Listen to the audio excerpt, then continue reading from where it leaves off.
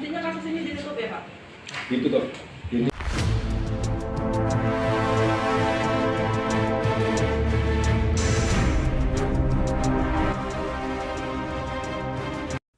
Assalamualaikum warahmatullahi wabarakatuh. Salam Nusantara, salam sejahtera untuk kita semuanya. Saudara-saudaraku, sebangsa dan setanah air dimanapun Anda berada. Bertemu lagi dengan KB Nusantara. Mudah-mudahan kita semuanya selalu di dalam naungan lindungan Tuhan Yang Maha Kuasa. Amin. Ya Rabbal Alamin. Saudara, ada kabar gembira. Alhamdulillah ya Rabbil Alamin. Kejaksaan Negeri Pematang Siantar akhirnya menghentikan kasus diperkarakannya 4 nakes yang dituduh sebagai pelaku penistaan agama atas kasus meninggalnya pasien COVID di sana yang dimandikan oleh 4 nakes ini. Dan ini adalah hal yang sangat menggembirakan dan sudah seharusnya. Karena tidak manusiawi ketika kemudian memenjarakan, memperkarakan, mengajukan ke meja hukum kepada 4 orang nakes yang merupakan pahlawan kemanusiaan di musim pandemi seperti ini. Agama mengajarkan keadilan. Agama sangat toleransi atas hal-hal yang bersifat darurat. Dan alhamdulillah berita baru ini sungguh perlu kita syukuri. Selamat kepada para nakes yang kemarin sudah menjadi tersangka dan kejaksaan akhirnya menutup kasus tersebut. Ini patut kita apresiasi dan patut kita syukuri. Baik, ini saya baca salah satu media yang mengangkat berita ini, yakni BBC Indonesia. Judulnya, Kejaksaan hentikan perkara penistaan agama nakes laki-laki yang memandikan jenazah perempuan yang meninggal karena corona. Hari ini masih baru ya, hari Rabu, tanggal 24 Februari 2021. Kejaksaan Negeri Pematang Siantar, Sumatera Utara hari Rabu ini menghentikan kasus perkara pemandian jenazah COVID-19 berjenis kelamin perempuan oleh sejumlah tenaga kesehatan. Sementara itu, salah satu ketua MUI angkat bicara dan mengingatkan agar pengurusan jenazah muslim menggunakan fatwa yang telah ditetapkan oleh organisasinya. Sebelumnya, Persatuan Perawat Nasional Indonesia (PPNI) mengatakan tindakan pemandian jenazah ini dilakukan atas dasar kedaruratan. Ialah tentu petugas kesehatan pasti menjalankan prokes yang telah ditetapkan. Oke, intinya apa alasannya? Apa alasannya kejaksaan menghentikan kasus ini? Nah, ini saya baca yang poin-poin yang penting saja ya. Kabar penghentian perkara ini disampaikan langsung oleh Kepala Kejaksaan Negeri Pematang Siantar, Agustinus Wijono Doso Seputro di kantornya pada hari Rabu 24 Februari sore. Kejaksaan menghentikan perkara ini dengan menerbitkan surat ketetapan penghentian penutupan dalam kurung SKP 2. Artinya perkara ini ditutup, kata Agustinus dalam konferensi persnya dengan wartawan di kantor Kejari Pematang Siantar. Mantap. Agustinus mengatakan alasan penghentian perkara karena unsur penodaan agama yang dilakukan oleh keempat terdakwa tenaga kesehatan itu tidak terbukti. Lalu unsur dengan sengaja menghina agama yang dilakukan para terdakwa kepada jenazah perempuan juga tidak terbukti. Gimana menghina agama? Itu bukan menghina agama, bro. Justru ini menyelamatkan semuanya, menyelamatkan banyak orang.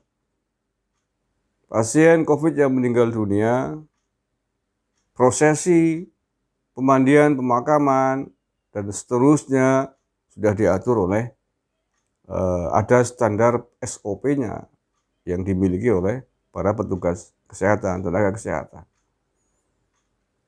Kalau kemudian MUI mau ikut berperan agar pasien-pasien COVID khususnya yang beragama Islam di Pulasara istilahnya ya, di Rumat atau perlakukan jenazahnya sesuai syariat Islam, ya tentu harus bekerja sama dengan baik dengan petugas kesehatan. Jangan membuat fatwa sendiri diam-diam, tidak pernah koordinasi dengan petugas kesehatan, kan begitu. Dari mana para prokes ini tahu kalau kemudian MUI tidak menjalin komunikasi dengan mereka, kan begitu. Nah, di atas semua itu, dalam kondisi darurat, hal-hal yang tadinya bersifat baik, hal-hal yang tadinya syariat agama bisa menjadi dikesampingkan. Itu ada kaidah usul fikihnya nih, yang pernah ngaji di pesantren pasti tahu. Ada kaidah yang berbunyi darul mafasid muqaddamun ala jalbil masalih. Mencegah kerusakan itu harus didahulukan daripada melakukan kebaikan yang awalnya ditetapkan oleh syariat. Itu, jadi jangan memahami hukum Islam hanya dari nafsunya sendiri, apalagi kemudian digunakan untuk kepentingan politik. Sedikit-sedikit aksi bela Islam, bela agama. Long, kalau hanya membela Islam tanpa ilmu, membela Islam tanpa pengetahuan yang cukup, yang terjadi bukannya membela Islam nantinya, tapi bisa menghina dan menghancurkan Islam itu sendiri. Karena membela dengan cara yang salah, membela dengan tanpa ilmu. Yang terjadi justru menghancurkan nama baik Islam, menghancurkan agama itu sendiri. Itu ya bro. Oke, saya kira itu intinya. Dan mengapa saya singgung ada aksi bela Islam? Memang ternyata kasus ini polisi memang ditekan sebelumnya oleh aksi massa yang diselenggarakan oleh kelompok, oleh pihak dan kelompok yang mengadukan 4 nakes ini. Pelapornya tentu saja adalah suami dari almarhumah yang kena COVID-19. Tapi kemudian nggak tahu siapa yang memprovokasi. Yang jelas kemudian ada aksi bela Islam, bela agama di sana atas kasus ini yang meminta agar 4 nakes ini diproses hukum dan dipenjarakan. Judulnya sama, judul aksinya sama persis dengan yang beberapa waktu lalu dilaksanakan di Jakarta oleh kelompok 212 CS, yakni bela agama, bela Islam. Ini kan kurang ajar menurut saya. Bukannya ikut prihatin di masa pandemi seperti ini, membantu tenaga kesehatan yang telah berjuang mati-matian 24 jam, malah diperkarakan di depan hukum. Bagaimana ini? Islam pun tidak mengatur demikian. Islam sangat toleran. Islam itu yang rahmatan lil alamin itu sangat mengetahui kondisi-kondisi kedaruratan yang ada pada manusia. Dan ini dipelajari oleh orang yang mempelajari agama Islam dari nol, dari awal. Bukan hanya sekedar membaca terjemahan saja. Memahami Islam hanya dari terjemahan dengan nafsunya sendiri. Yang tadi saya singgung di depan. Bahwa darul mafasid muqaddamun ala jalbil masalih. Mencegah kerusakan itu harus didahulukan daripada mengerjakan kebaikan pada awal yang diperintahkan itu.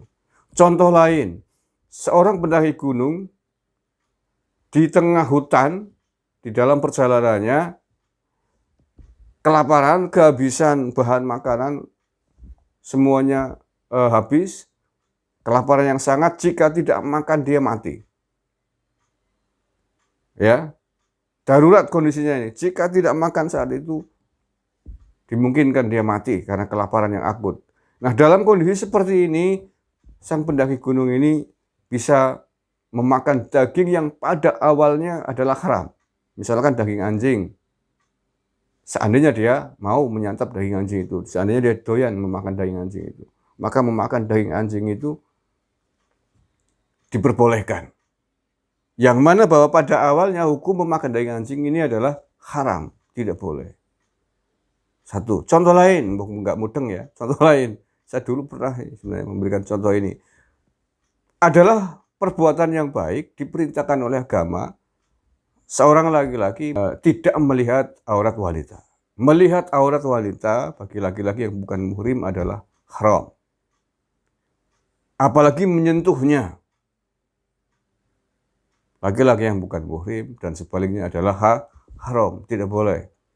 Ya misalkan Anda jalan-jalan di kolam renang, atau di tepi pantai, atau ada di sungai. Tiba-tiba ada wanita yang tenggelam.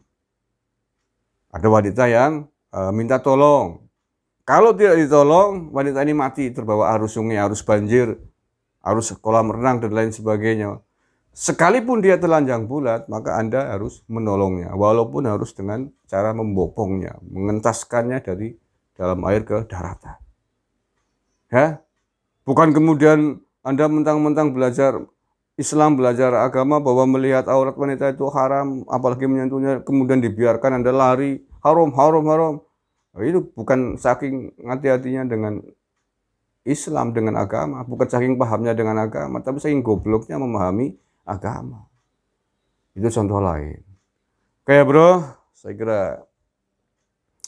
intinya itu kenapa saya singgung yang kedua tentang agama, karena mereka mengatakan berdalih dengan aksi bela Islam, bela agama, tapi tidak memahami kaidah usul fikih, tidak memahami tentang aturan-aturan agama seperti apa dalam kondisi darurat dan lain sebagainya. Oke lah, saya kira itu aja cukup untuk contoh, mudah-mudahan bermanfaat bagi kita semuanya. Sekali lagi terima kasih kepada Kejaksaan Negeri Pematang Siantar yang telah menutup kasus ini, dan ini adalah sebuah langkah hukum yang tepat, karena yang mestinya kita lakukan adalah menghargai para empat nakas ini yang telah mengabdikan dirinya 24 jam membantu pemerintah, membantu masyarakat demi mengentaskan negara kita dari pandemi COVID-19 ini. Terima kasih.